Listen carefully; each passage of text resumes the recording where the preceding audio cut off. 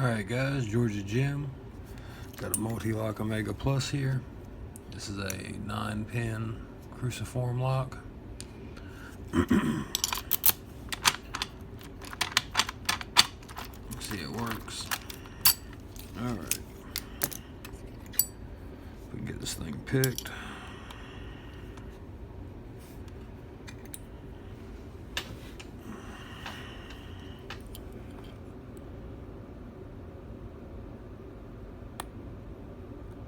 There's 3 on the left,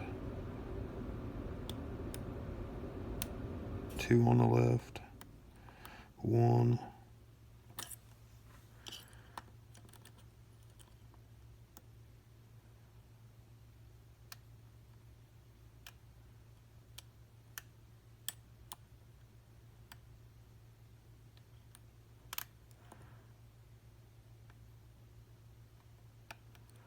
that was 3 on the right.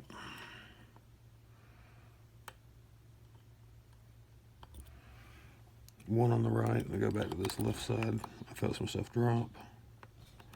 3, 1. Let's go up top.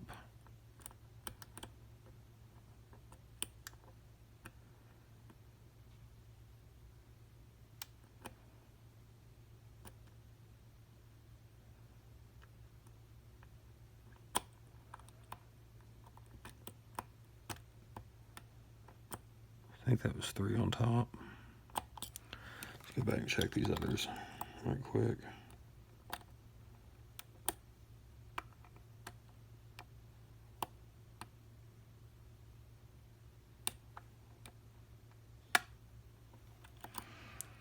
All right, I think we got a false set.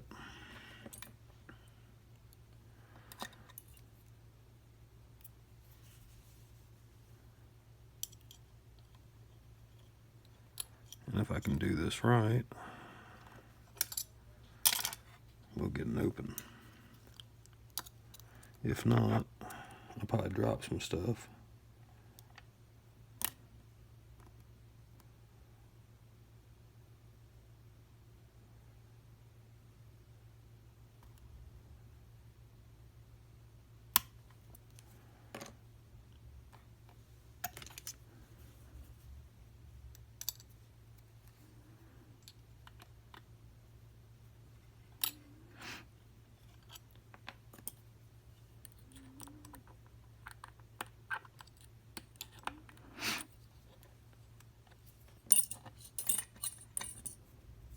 Let me adjust that tensioner just a little bit.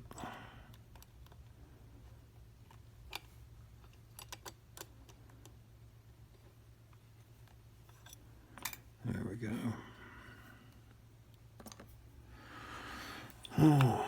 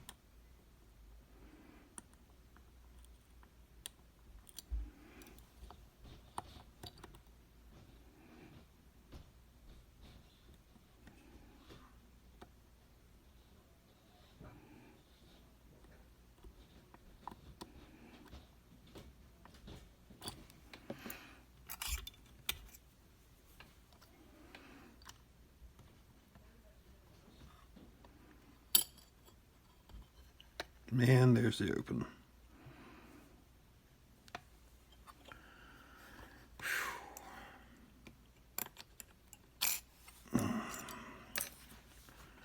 Alright guys, I'm going to zoom this back just a little bit.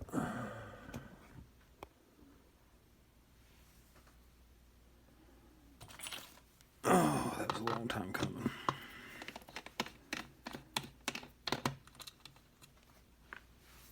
Slide this right here so I can drop these screws.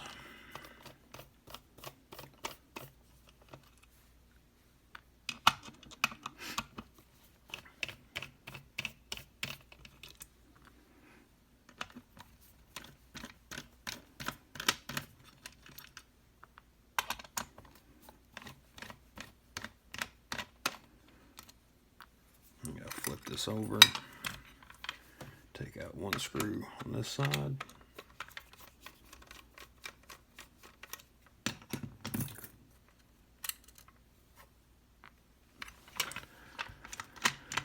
All right.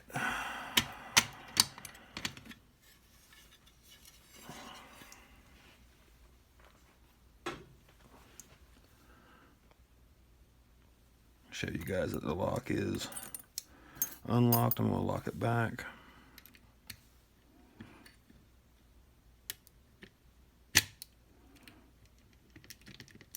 Okay. This is the lock cylinder. So set that there. This is just all the crap sits inside of it. Let's see, I want to zoom out because I don't want to mess this up.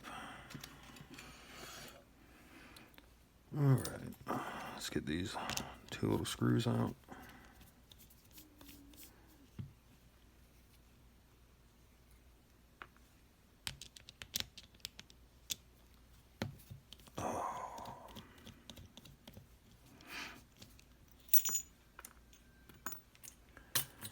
Alright, let's grab the key.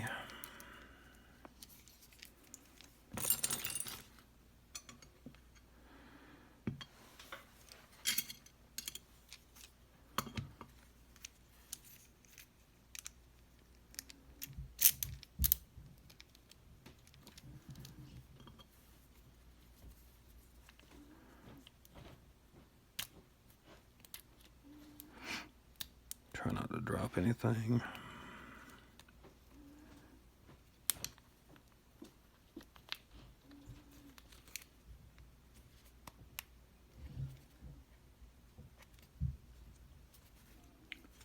This thing is very awkward. There we go. Alright, let's dump key pins first. I just dropped one.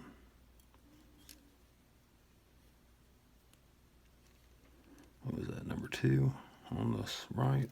Okay, we'll put that here.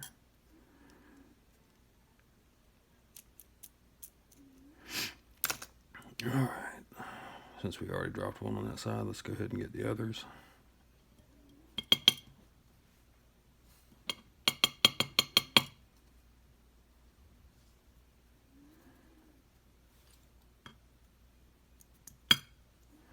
One, two, three, one, two, three, and there's a little ball bearing. I don't know what I just said. There it is. All right. And we can see that big piece in the keyway there that basically blocks everything in the key. Uses that to tension the core. These 3 slots here hold those little ball bearings. Different keys will invalidate each other, kind of like a construction core or construction key or whatever. Alright, let's get this thing gutted so I can be done with it.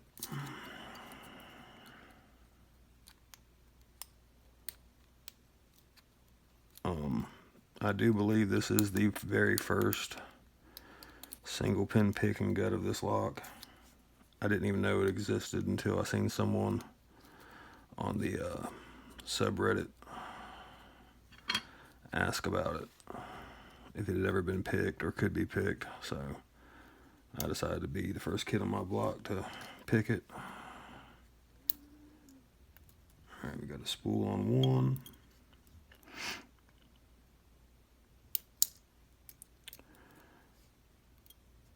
Standard.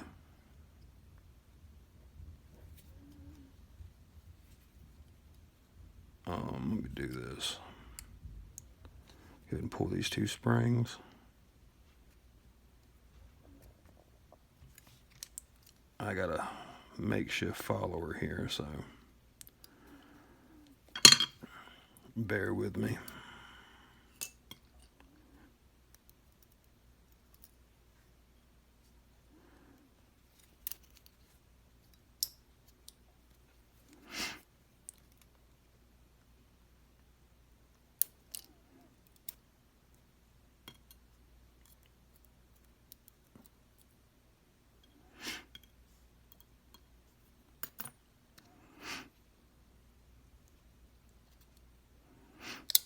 Alright, we'll do the top next.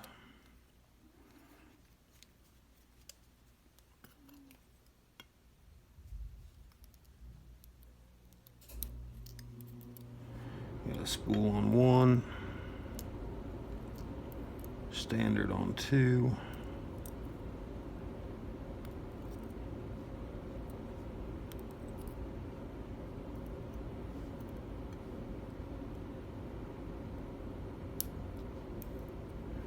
Standard on three.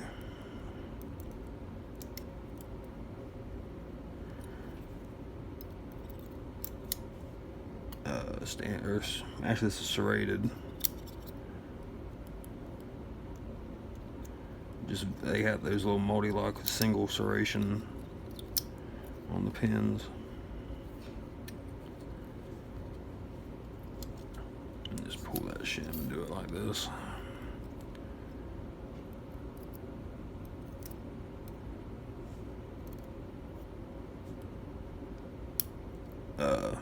And all this shaking is because my arm is about numb. This picking this in the position I had to, since I can't vise it up and stuff, it just like did a number on my neck and the shoulder. Alright, and show you guys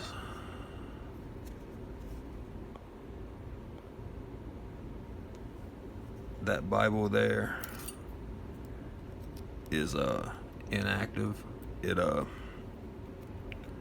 just takes care of those key control bearings. So that's it for the Mul-T-Lock Omega Plus. Let's see, one thing about this too, and I think it's this side.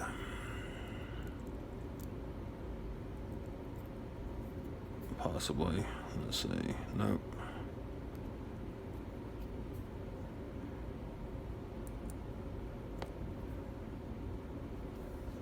I may have already knocked it out and didn't realize it. There it is. This fits into the keyway and blocks key pins from falling into the keyway as you turn the core. So that's it for the Mul-T-Lock Omega Plus. Thanks for watching, guys. Hey guys, Georgia Jim. I just wanted to show you guys some extra stuff, so I decided to add this to the end of the video. This cover plate is designed to be on top of the door, or mounted to the door with the lock behind the sheet of wood or whatever. These can be popped off like super easy. It's just friction fit. You have these black plastic covers for these to attach to. As you can see, the holes do not mount anywhere to this, so like I said, this just goes to the door.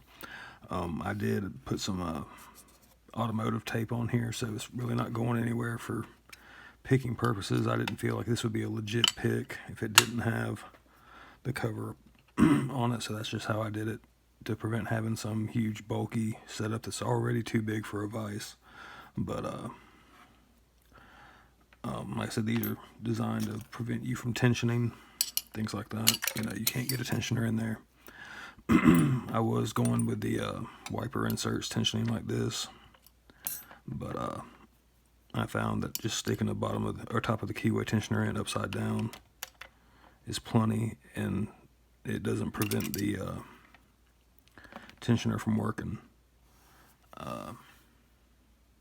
Just want to show you guys that, and now we're going to go to a close-up of the guts and the keyway, which I realized was out of frame after I uploaded the other video. So here we go. Alright guys, I just want to give you guys a close-up of the pins on this thing and show you some other stuff about the core. You see, we only have 2 spools on the first position on the top and the right side.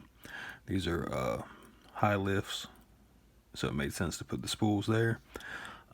We do have these serrated drivers on 2 and 3, 1 and 2, and 2 here. This one is a no lift or very minimal lift pin. Like, you barely have to even touch it. Basically, sliding your pick in is enough to set it. But you can overset with that serrated driver.